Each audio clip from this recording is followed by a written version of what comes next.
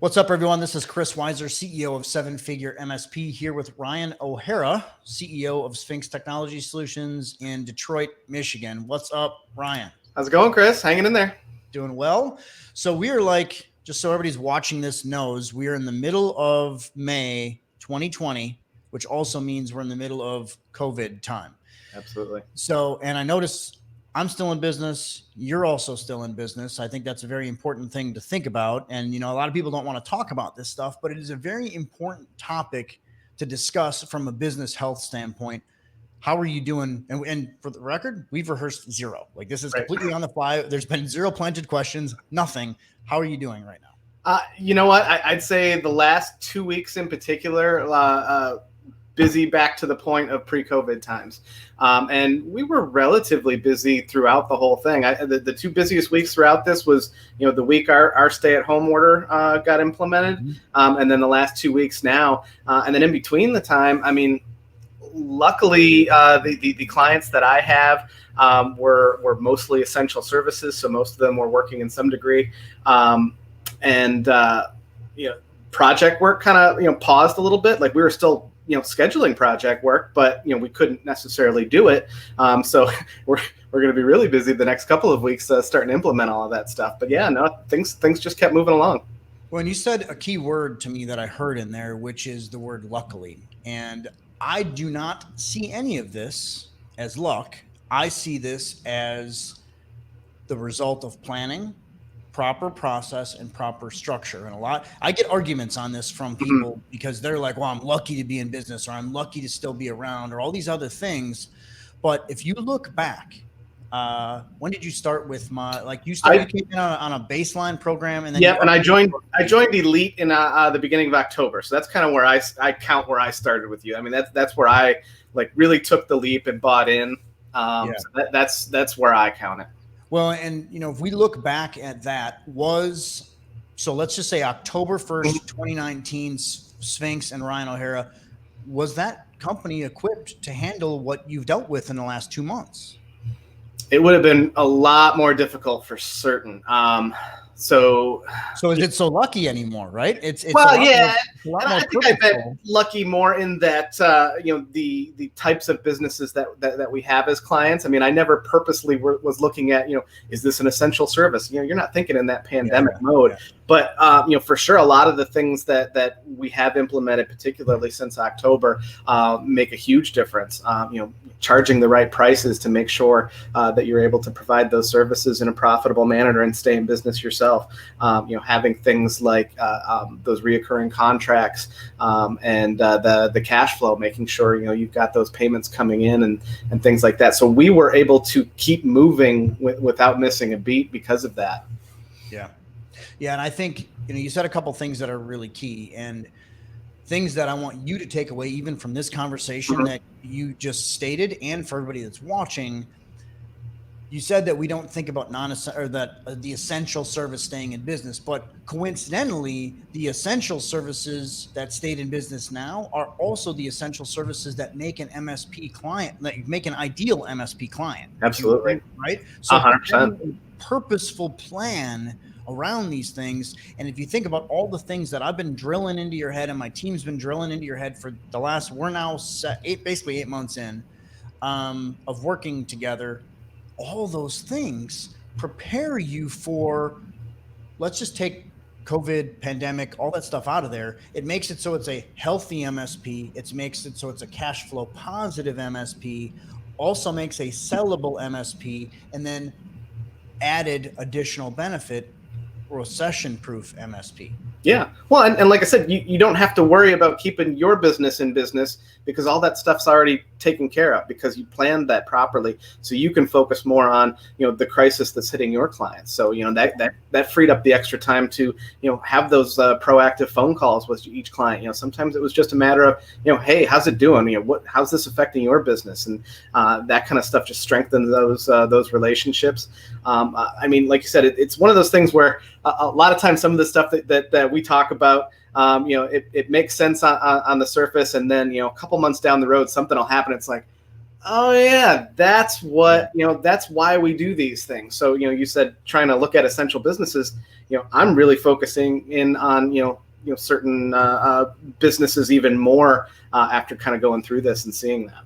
Yeah. And it's actually pretty interesting. And you brought up a very good point there as well, which is the difficulty of potentially doing things differently than how you always have done them. It's such, Mm-hmm. I preach the mindset shift so much. And, we've interviewed some other people like Paul Mancuso and Jerry Morgan and Bart Barsowitz and Umut Bitlisli, all these people that I've had to really push mindset shift and mindset change on, because the traditional MSP education, the traditional MSP contract world, like all the stuff that's been taught for the last 10 to 15 years is really all about cash now and letting the client dictate the process, when realistically, with the shift to cybersecurity and all these different things that we should be thinking about, it's all about moving IT into a risk mitigation space, which is actually leading way more into the insurance landscape than it Yep. even is. So it's so much about building the why and the value and making sure that they understand that. And that allows you to have longer term deals. It allows you to charge more, have more cash flow, have more profitability versus constantly trading hours for dollars. It's way more important, particularly with cybersecurity. I mean, you can't have the days where, like I said, the client is dictating things because the client isn't an IT professional. The client doesn't know what's out there. We can't be just that, that vendor that they call on to, do this, do that. We need to be the IT department that's telling them what needs to be done. These are the things that are out there. These are the things that we need to protect against. Thinking of yourself as that professional, like Absolutely. putting yourself on the same level as doctor, attorney, CPA versus just random IT guy on the corner. Right. We're part of the team. We're not an employee. We're part of the team. We're part of the the overall business. So we talked a little bit earlier about kind of some of your success, some of the things you had. How are you looking? And you don't have to give numbers if you don't want to. It's totally up to you if you want to give financial numbers. But how are you looking from, let's just say, 6 months ago to right now? How's your recurring revenue looking? What do your contracts look like, et cetera? What does that look like? So we were, I'd say, more of a hybrid MSP. So we had we were kind of, when we started with you, we were moving away from any just straight up break fix. So it was either, you had some sort of contract, or we didn't have that relationship anymore, but it was a lot of hybrid stuff. So, they had a monitoring antivirus type plan, and then anything else was break fix. We had, plans that included remote only. So once we started with you, we were kind of in the transition to more of a security focused firm at that point anyway. Which is really how we ended up, signing on with you in the first place, to help us do that type of implementation. So we have started moving towards, everything's got a contract. So we had paperwork and agreements and documentations, but we didn't necessarily have a contract term. Everything was kind of month to month. Now everything's got a term to it. Everything is moving more towards an all-in type plan, and it's just a lot easier all the way around the board, both from a business standpoint, and I would say even from the client impact too. Sometimes they're a little resistant to it at first, but then after a couple months of being in that, when I'm having conversations with them, they're like, this is a way better scenario. We know how much we got to pay. We know everything's taken care of. It's just a matter of getting that across initially, and that's one of the big things that I think have helped. So when that's a really important nugget right there, mm-hmm. Actually, for the record, understanding, like, it's something that I don't really think about from this side. We talk, and for those of you that don't know me, I talk about, one of the things that I say specifically is the confused mind says no. Mm-hmm. So one of our goals with an all-you-can-eat or all-in seat price plan is making it so it's super simple, so we don't confuse the prospect. And they, when they're confused, the confused mind says no. We want them saying yes. We want them in that yes mindset. But the thing that I don't necessarily think about, which you just brought up, which is to me a really good nugget, is how critical it is to even change your prospect or your client's thinking, mm-hmm. and getting them into that, and then having them realize, now clearly you're communicating with your client post-sale, right? Regular. In fact, in my MSP, we did the first 3 months, we did a monthly review. Then we switched to quarterly unless needed more. Right. But it sounds like you're doing similar. Yeah, absolutely. But yeah, I mean, so they go from, one plan, and where they call and when they need something, then they get another bill, and then they get another bill, and then that kind of can, depending on the personality, can degrade that relationship where they're calling, they're like, I already pay you this, why am I paying you this much? So Yeah. then you switch them to that plan, and yes, they're paying more per month. But you don't have that confrontation anymore. It's just easier for everybody. They know when they call, they're going to get the service, and their bill's the same, regardless. It's just way better all the way around. Yeah. Yeah.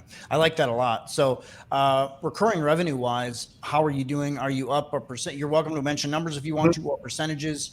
How are you doing from when you started with us, and how are you doing now? Starting in October, when I started with Elite, I'm a little over 2 times my monthly recurring revenue since then. That's awesome. Has it been a worthwhile investment? Absolutely. So on top of that, I got to add the caveat. So it's a little over 2 times the monthly recurring revenue. But on top of that, we've actually dropped a few of the clients that just didn't fit the mold. The ones that were kind of the troublesome children that we had that were eating up all of our time, and just stressful to deal with. So not only did we more than double our monthly recurring revenue, but we've also really decreased our stress level, both in clients that we retained and moved up to these plans that are now easier to work with as a result, to the ones that were just always a pain in the butt that we don't have to deal with that anymore. So it sounds like you're doing less trading hours for dollars, for sure, more long-term recurring revenue, cash flow positive agreements. And at the end of the day, I'm not stressed out. Yeah, well, that's such a hard thing, especially in the middle of, and I know we're going to have people that are watching this many years in the future, potentially. We're in the middle of a pandemic that the world, let alone the United States, has ever seen. Like, it's in our financial climate to do this, and then having to pivot and having to change, and then still being here. And Ryan, you and I just talked about this a couple of weeks ago on the Elite call. The fact, we're probably out of the point where we've seen all the loss we're going to see. So now, and you just mentioned this in our open, you're busier, you're back to normal pre-COVID busyness, which is huge, because this is all talking new potential opportunities, new potential upgrades. So that's really good to hear. 100%. Okay. Anything that you'd like to tell anyone that's watching this from your heart, and for you guys that are watching this, I know I'm interviewing Ryan, but none of this was rehearsed. None of this was planned. I've not planted anything in him. He's a client, but I consider him a friend after 6 to 8 months. We've only met in person once, actually, at our Phoenix show, Q1 of 2020. So I just want you to be yourself, and that's who I am anyway. But be yourself and tell people what they think. So we have a lot of people that are very skeptical. They think that it's hocus pocus. They also think that we're a lead generation firm. I say all the time, we are not a lead generation firm. We teach you how to run your business better. We teach you how to sell better, and we do teach you how to market, but we don't generate leads for you. So what's your opinion, and what's your thoughts about someone that's on the fence, single person MSP, or even a large one? What do you think? You know what? Because I was in that same spot, so I can speak 100% to this. So when I started with the lower program, Ignite, I believe it was called at the time, this was probably back in late June, early July-ish. I was that skeptical person. So I've been hearing, Chris Weiser this, Chris Weiser that, who's this Chris Weiser guy? And like I said, right at that time, I was transitioning my business more to a security focused from, just more of the support focus. So I had a lot of things going around, a lot of moving pieces. And it's like, okay, well, this makes sense. Maybe this can help. I've tried a few things in the past, and but maybe it's the tech mind in us. You always have that skepticism. So it got in, and just got overwhelmed. You guys provide so much content. It is a lot. I agree. It's a lot, which is streamlining. I'll say which is a good thing. It's not a bad thing at all. But so I did that, and it just kind of got lost in my own mind at that point. And then I think it was August, September-ish. I reached out to you directly and said, all right, I've kind of got myself lost in all of this. Let's do it. I'm going to buy in. I'm going to get rid of the skepticism. I'm going to follow the path. Let's do this. And then really got that guidance, got to the point where, we moved up to Elite, and then it really just took off from there. So my advice to people watching this is, there's nothing wrong with having skepticism. I mean, obviously you want to have a little bit of skepticism, but The people that I see in your program that succeed are and usually this doesn't happen right away. People always come in more skeptical, and then it takes a couple of months for them to turn. But take the advice. I mean, you're here for a reason. Give it a chance. There's always a back and forth. You guys are very, very available, both you and everybody on your team. If you have any questions, feel free to reach out to those folks and just put in the work. I mean, that's really the work is on you. To make this work and make this succeed, and those are the people who are once they buy in, once they are able to use all of these resources and do the work, those are the ones that really succeed. The other point I wanted to make too, which is something I think is really, really important. You were mentioning, a lot of people assume you guys are a lead generation firm. You're not a lead generation firm, but you're not a coaching firm. You're not a training firm. You guys do so much. One of the things that I've noticed just over this COVID time is just the positivity. So, whether it's something that's being taught on purpose or just coming through in the way that you guys do things. I mean, there are people in our industry that I'm seeing on a daily basis, tell the ones that are positive and they're moving forward and they're succeeding. And then there's the other ones who just have this negative attitude. And we've talked a few times about this, I think. Yeah. And the people that have this negative attitude, they've got the same tools, they've got the same options, they're in the same world that we are in, but they're just nosediving through this. And that positive attitude, having people to reach out with, having that community, that tribe to speak with, I mean, that's one of the biggest things that I think we get out of your group that people don't even really think about on a conscious level. Yeah, I think and that positivity is hard. Some days it's hard. Absolutely. That's pretty much who I strive to be. I'm not always that guy because it's hard. But I really convey that publicly, and I convey that down to my team, and I want my team being positive. And you can notice, I think you've even seen had people that have been negative nannies in our world, and we've basically asked them to either be positive, shape up or ship out kind of thing. And they either change and turn around, or we don't see them on the calls anymore. Yeah. And we've also parted ways with a couple purposely because I don't tolerate anybody that's going to come in here and be a negative talker or have a negative mindset. That accomplishes nothing. Right. And like, I don't care what world you're in, being that way accomplishes nothing. We're either going to be forward and move forward together, or you're going to depart. And we have a big enough size now that they don't impact. Right.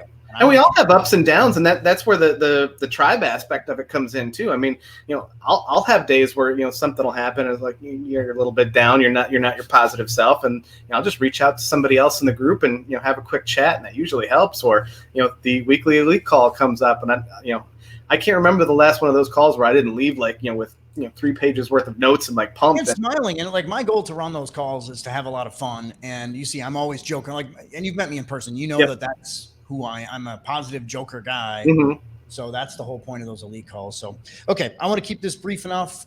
Sure. If people have questions, can they reach out to you? Absolutely. No, I'm more than happy to talk about my experience in the group. I've actually had a few calls over the last month with people who were kind of in that same position where I was last year. Who is this Chris Weiser guy and what's he all about? Yeah.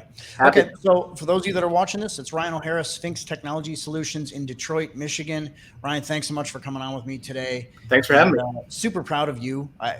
We talk a decent amount, and I think you can also state pretty easily that I'm a pretty approachable CEO of a big-ish company in this 100%. space.